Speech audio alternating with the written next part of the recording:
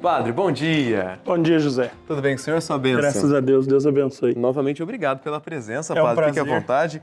Para você que acompanhou o Bem-vindo Romero no comecinho do mês de agosto, o Padre esteve conosco, falando sobre outras vocações na Bíblia e hoje, com alegria, aceitou o nosso convite de voltar para falar um pouquinho mais sobre essas três vocações, de Nossa Senhora, a Virgem Maria, de Maria Madalena e também de Timóteo. Ô Padre, antes da gente entrar nos três temas de hoje, é importante compreender que Deus tem uma vocação para cada um. E são muitos membros, que o Cristo é a cabeça e todo mundo junto para construir o reino de Deus, não é? Exatamente. A nossa vocação original é a vocação a pertencer a Cristo. Muitas vezes as pessoas confundem vocação com destino. Pensam que Deus traçou as coisas muito certinhas e todas pré-determinadas. E a nossa vocação é a vocação à realização, a realizar a nossa vida humana, que é dom de Deus, e a realizar a nossa vida cristã. Então Deus nos dá um leque de possibilidades dentro da nossa liberdade e nos chama à comunhão com Ele. A nossa tarefa é descobrir onde é que essa comunhão de amor se realiza mais plenamente, onde é que eu amo mais. Aí é o meu lugar. Perfeito, Padre. Ou seja, eu sendo feliz consigo fazer o outro também. Exatamente. Na realização da vocação. Vamos conhecer um pouquinho mais sobre Nossa Senhora, a Virgem Maria, a sua vocação, o seu chamado. E a gente vai conhecer alguns destaques então sobre Nossa Senhora aí na tela para você. A vocação, ela é mãe de Jesus e cooperadora da nossa salvação. Já já o Padre explica para nós isso aí.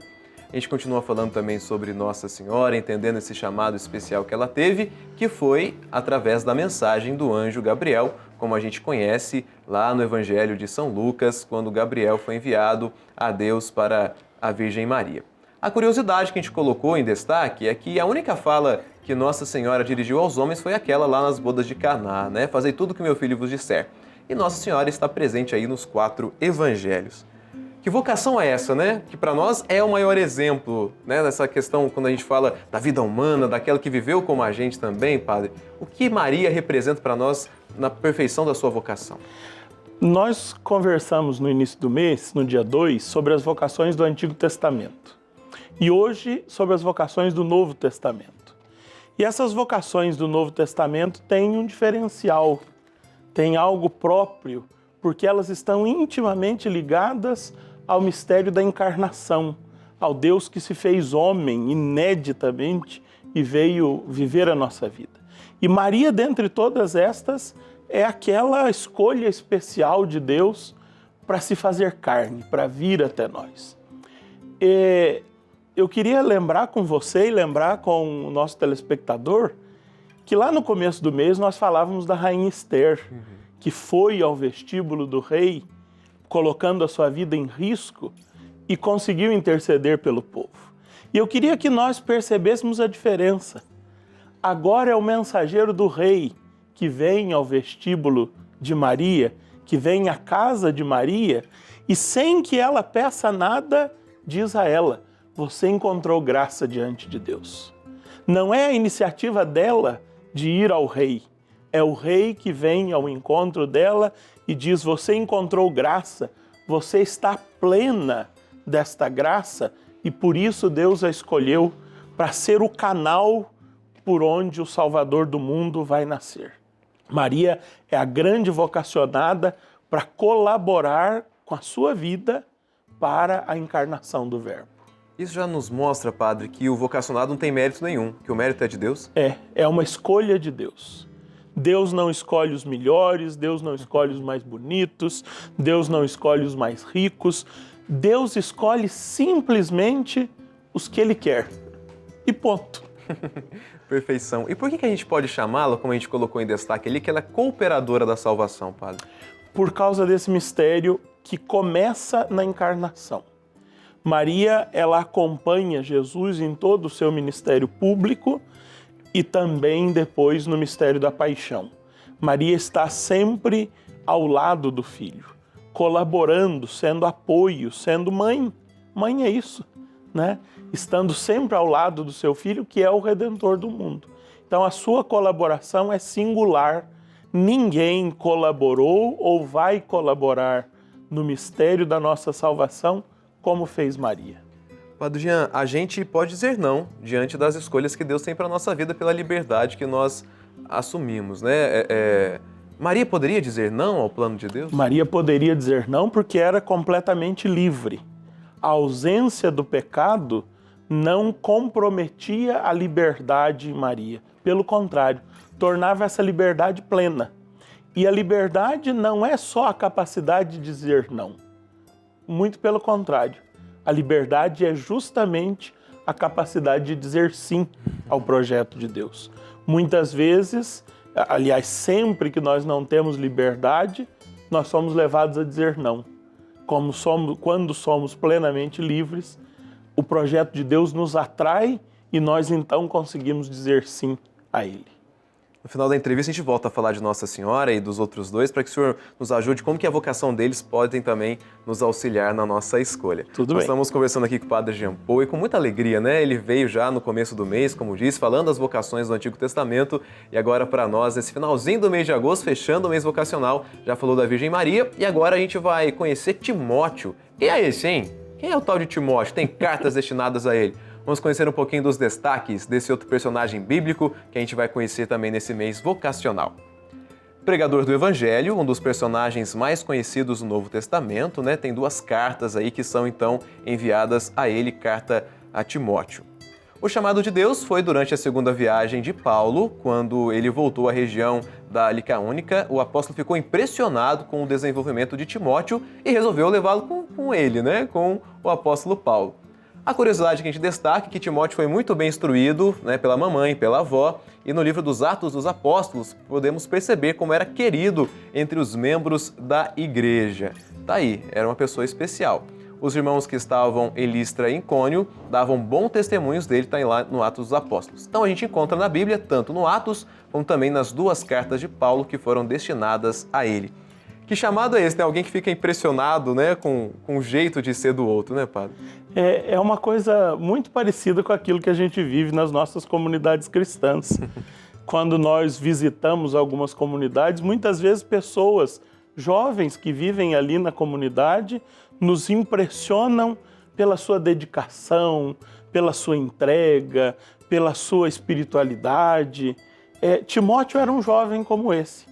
E é muito interessante perceber a trajetória vocacional de Timóteo, porque Paulo o conhece como um jovem muito bem educado, pela avó, pela mãe, e depois ele vai se tornar missionário com Paulo. E mais tarde, num terceiro passo, Timóteo vai ser um bispo. Timóteo vai ser alguém a quem Paulo confia pela imposição das mãos a guarda, a supervisão de uma igreja local. E as cartas a Timóteo, elas estão situadas mais ou menos nessa terceira etapa, já quando Timóteo está começando o seu ministério à frente de uma comunidade cristã.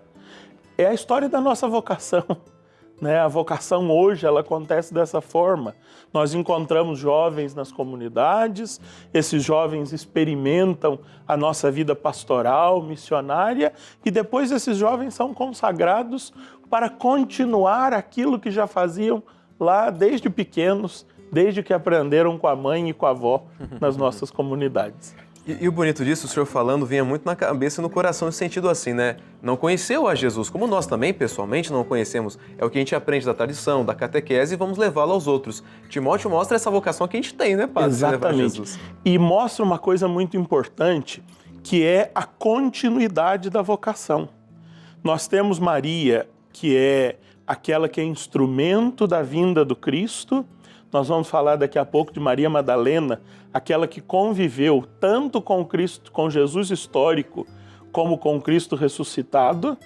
E agora nós temos Timóteo, que não conheceu Jesus, mas que recebeu o anúncio, poderíamos dizer, devemos dizer, pela tradição. E aí nós entendemos que se Timóteo pôde ser apóstolo, pôde ser bispo, sem ter sido escolhido pessoalmente por Jesus, muitos outros podem participar do ministério apostólico e participam até hoje. Perfeito, padre. Só para a gente saber como curiosidade, né? Essas duas cartas destinadas a ele, o que elas tratam com a carta do apóstolo Essas duas Paulo? cartas são cartas pastorais.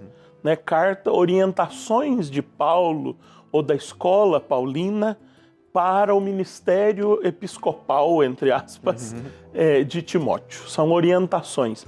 E são cartas bem tardias, né? Já não são daquelas primeiras cartas lá, como Coríntios, são cartas mais tardias na tradição paulina. A explicação do Padre Jean Paul nos ajudando, nos dando uma catequese especial no encerramento do mês vocacional. Vamos conhecer agora Maria Madalena, como já disse o padre para nós, essa experiência bonita que ela fez com Cristo ressuscitado. Está aí um pouquinho para você de Maria Madalena, acolhedora da misericórdia de Deus e anunciadora da ressurreição de Jesus Cristo. Está lá em Lucas 8, né? Acompanhavam Jesus os 12 e algumas mulheres que ele havia curado de espíritos imundos e de enfermidades. Maria Madalena, da qual haviam saído 7 demônios. O Evangelho continua falando de outras mulheres que estavam com Jesus também, que é o caso de Joana. O chamado de Deus, mulher de Cusa, mordomo de Herodes, Susana e muitos outros que lhe... É a continuação do Evangelho ali na realidade, né? A gente teve um probleminha ali. Curiosidade, primeira pessoa a ver Jesus ressuscitado na Bíblia é citado 5 vezes nos Evangelhos. Padre, no começo da tradição cristã se associava quem era Maria Madalena, né? De qual parte do Evangelho que estava citando ela. Então, essa parte que a gente leu é de fato aquela que comprova aquela mulher que foi curada por Jesus, que precisou da misericórdia de Jesus e abraçou o caminho dele. É isso mesmo? Maria Madalena é uma mulher que experimentou a misericórdia, como dizia aí na arte, né? E quando o Evangelho diz que dela saíram 7 demônios, né, são expressões muito simbólicas do Evangelho.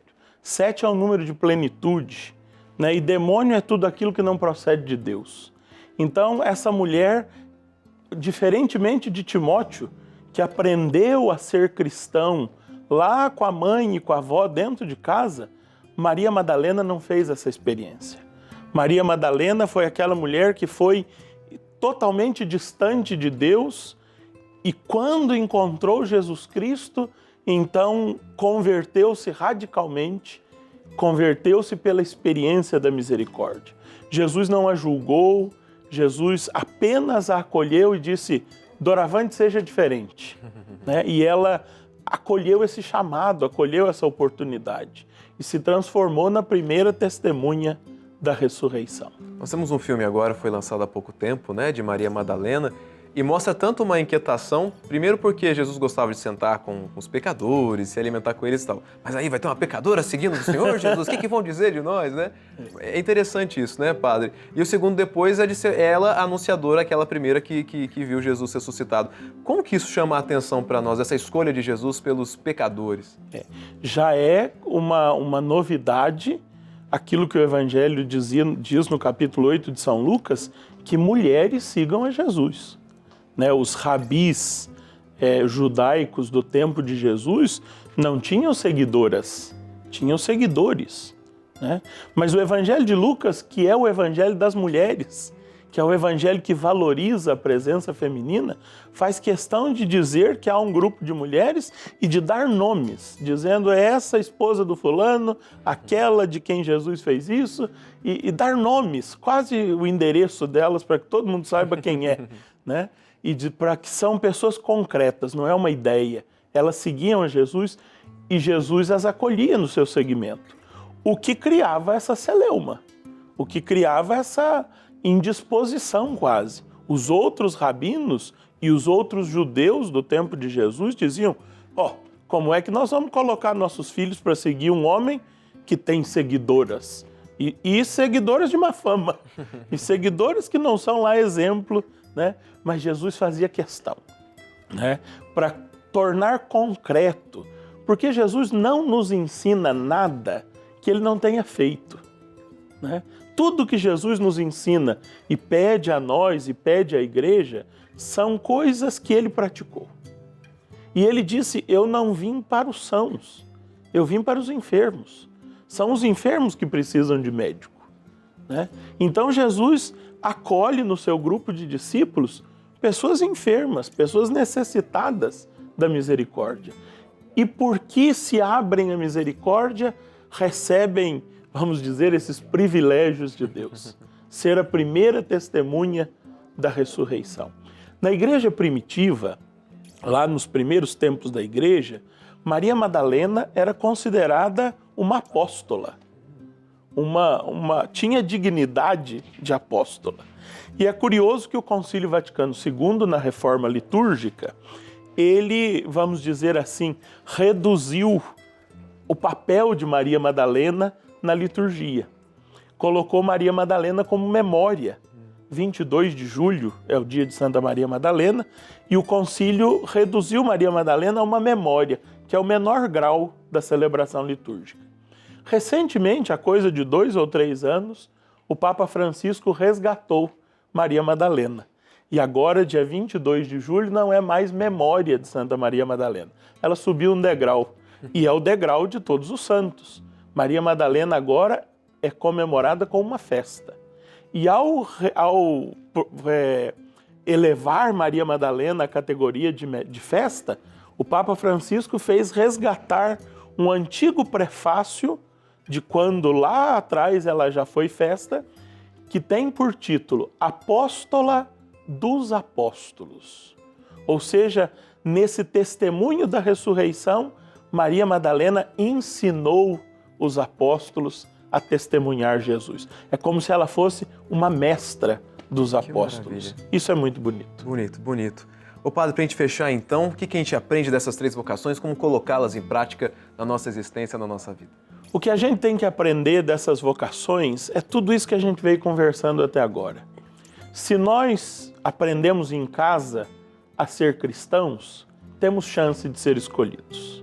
Mas se nós não aprendemos também e nos convertemos já na juventude ou na idade adulta, Deus nos chama da mesma forma. O importante é que nós nos abramos a esse mistério que é da misericórdia de Deus, que não é da nossa competência. Ele escolhe simplesmente os que Ele quer. Se a gente se abre, Ele faz maravilhas. Ele eleva os humildes, Ele dá tudo o que nós precisamos para colaborar. A vocação também não é um mistério nosso. Nós fomos escolhidos, constituídos para servir a Ele que nos chamou no seu mistério redentor.